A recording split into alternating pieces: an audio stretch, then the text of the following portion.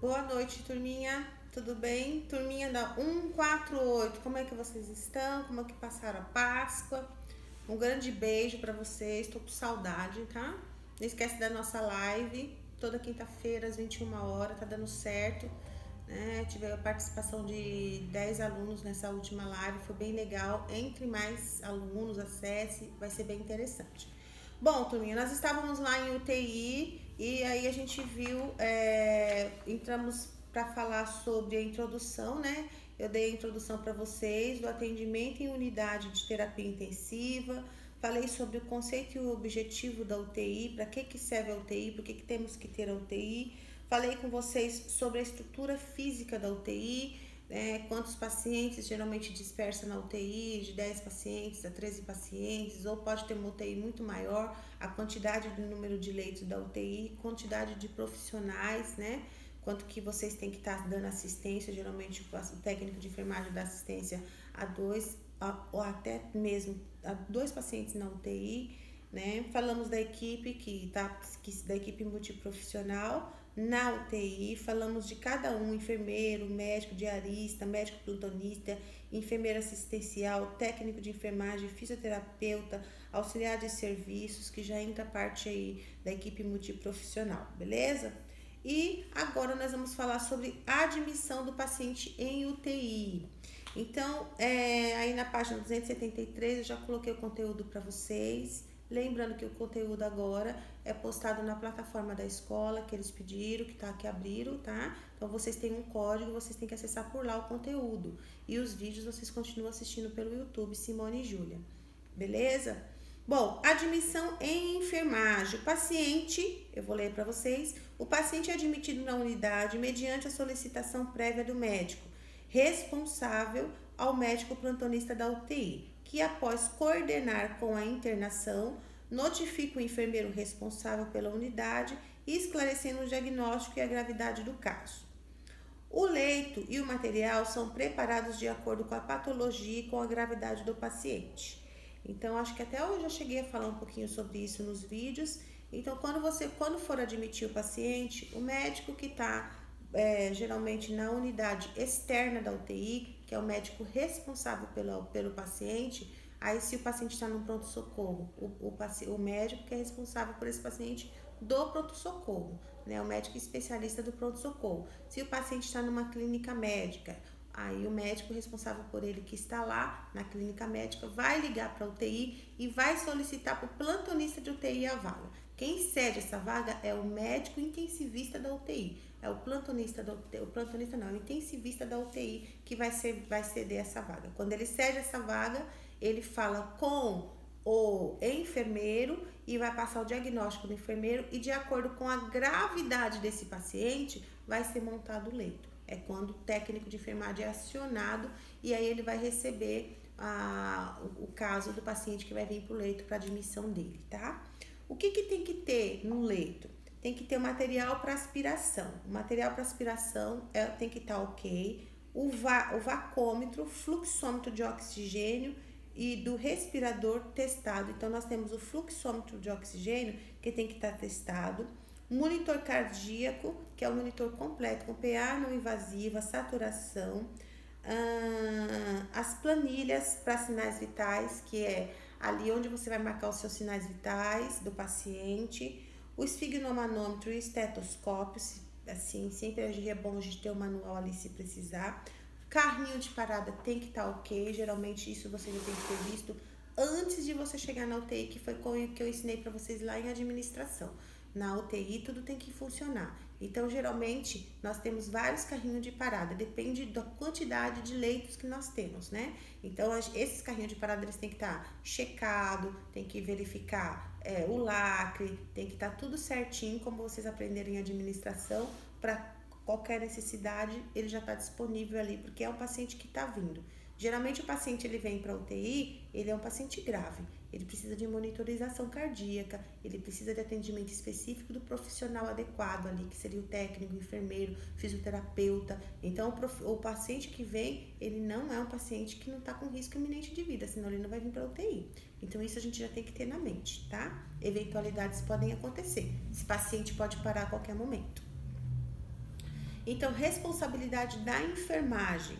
São responsabilidade da equipe de enfermagem na UTI obter dados preliminares do paciente, estabelecer as prioridades, relacionar os pertences do paciente, entregar para os familiares, promover o paciente, que seria a roupa adequada, tem que promover para o paciente, prestar os primeiros cuidados, que é verificar os sinais vitais, monitorizar o paciente, colocar o oxímetro no paciente, colocar o oxigênio no paciente, passar catéter vesical se for conforme prescrição médica, realizar eletrocardiograma, administrar as medicações prescritas, colher o material do paciente, encaminhar os materiais para o laboratório, orientar o paciente sobre a finalidade da UTI, por que ele está na UTI, orientar os familiares, que eu acho que já até conversei com vocês nos vídeos anteriores sobre isso, qual que é o horário de visita, falar para o paciente a hora que o médico vai dar um parecer do paciente, porque quando o paciente entra dentro da UTI, não entra acompanhante. O paciente ele vai ficar só com a enfermagem, toda aquela equipe multiprofissional que está ali, os médicos, os enfermeiros, tá? E aí a família precisa de um parecer. Geralmente tem um horário que a UTI coloca o estado de gravidade do paciente. Se o paciente está grave, se o paciente agravou, se o paciente melhorou, tem um gráfico, um informativo, melhor colocando, em toda a UTI. E geralmente esse informativo ele tem um horário para sair. Por exemplo, sai às 10 da manhã, ao meio-dia, às 2 da tarde, conforme a rotina da UTI. Então, a família tem que saber que tem esse informativo, e ela também tem que saber que tem os horários de visita. Geralmente é só 2 horários na UTI, de manhã e à tarde, que pode estar sendo visitado. Nesse horário, vai ter um desses horários que o médico vai falar sobre o paciente, tá? Então, vamos supor, na UTI que a gente trabalha, no período da manhã, o médico vai falar com todos os familiares dando informação desse paciente. Ou no período da tarde. Então, isso tem que ser informado, porque não é a qualquer momento que o familiar chega na UTI e ele consegue falar com o médico, tá bom? Tem um horário marcado para que ele fale, o médico vai dar orientação para todos os familiares, com algumas exceções de eventualidades em caso de óbito, por exemplo. O paciente foi a óbito, liga para casa do paciente e aí o médico vai estar falando com essa família. Ou o paciente agravou muito, também o médico vai pedir para ligar e tá avisando a família e vai conforme rotina da unidade, tá?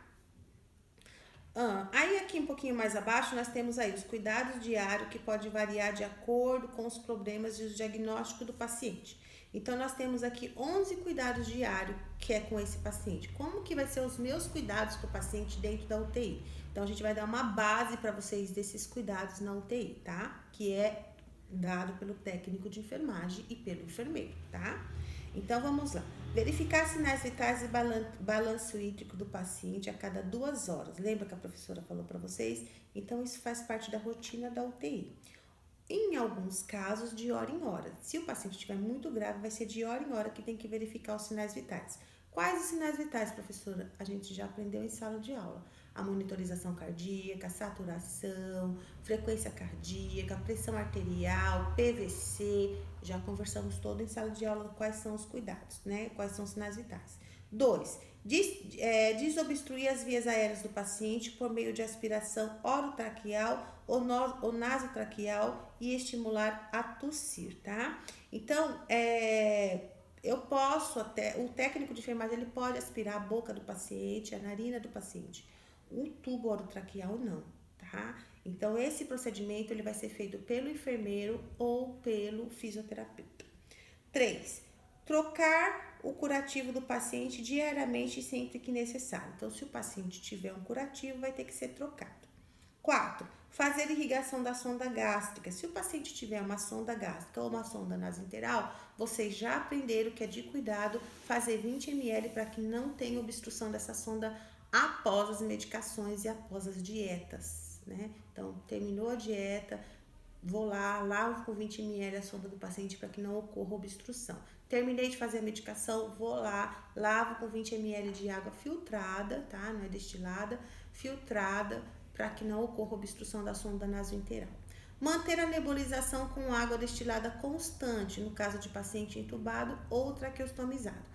Então, essa nebulização, que eu acho que eu já até discuti um pouquinho com vocês sobre isso, ela pode ser substituída pelo filtro. Então, se o paciente estiver entubado com tubo orotraqueal, tem um filtro que tirou pra gente de estar umidificando esse umidificador, esse ventilador, perdão, somente o ventilador. Antigamente ficava cheio de água, a gente tinha que tirar a água da extensão e foi provado que essa água ela pode provocar contaminação, a água no sistema fechado do ventilador. Quando a gente coloca o filtro ele vai fazer o trabalho dessa água. Então é muito bom, vocês com certeza as UTI que vocês forem, vocês vão ver o filtro e não vai precisar ficar fazendo essa umidificação no respirador. Agora, no nebulizador, no catéter, a gente não coloca água destilada lá dentro, então a gente coloca para manter a umidificação. Esse daí permanece, tá? Não pode ficar seco. Controlar rigorosamente o gotejamento dos soros e também controlar os soros por bomba de infusão. Então, precisa ver o que está prescrito. Se, por exemplo, o paciente estiver com dopamina, vai ser dopamina 10 ml hora, está recebendo as 10 ml hora, tá lá na bomba de infusão as 10 ml hora, então isso é extremamente importante. E o soro também. Observar constantemente o ritmo de frequência cardíaca no monitor. Então, eu tenho que sempre estar atento na frequência cardíaca do paciente que o monitor está me mostrando. Isso eu já expliquei para vocês em sala de aula, tá? Se o paciente estiver em coma, mantê-lo com os olhos fechados e coberto com gases, umedecido em soro. 10. Fazer higiene oral com solução antisséptica 3 vezes ao dia, conforme necessário e conforme prescrição de enfermagem. 11. Trocar todos os equipos a cada 24 horas e a cada 72 horas, de acordo com a rotina da instituição. Isso aqui evita infecção hospitalar. Então, eu tenho que trocar equipo, eu tenho que trocar Polifix, que é aquele adaptador que fica no catéter do paciente. Os curativos, tem que trocar conforme prescrição médica, que são diariamente. Isso tudo evita infecção hospitalar. Então, se for perguntado para vocês aí quais os cuidados de enfermagem diariamente de um paciente em UTI, vocês já têm 10 cuidados aqui que vocês têm que decorar e saber que esses cuidados é prestado para todos os pacientes, todos os dias o técnico vai prestar esse tipo de cuidado, tá? É lógico que esse cuidado difere de acordo com a patologia. Por exemplo, se é um paciente que ele está fazendo uma irrigação contínua, então vai mudar esse procedimento de irrigação contínua, ok? Que seria uma irrigação por catéter na região peritoneal. Então, vai agregar a esses cuidados os cuidados com irrigação contínua. Ou pode ser que se a gente chama irrigação peritoneal, tem a irrigação também por sonda vesical de demora. Então, isso também é um outro procedimento que também vai agregar nesses cuidados, tá bom? Então, dependendo, esses cuidados são específicos do dia a dia e também, dependendo da patologia, vai ser agregado, tá? Então, a gente para aqui com os cuidados de enfermagem diariamente na UTI e também falamos do cuidado na admissão do paciente, ok? Então, um grande beijo, fique com Deus. A gente vai retornar no outro vídeo falar sobre ética profissional e aspectos legais na UTI.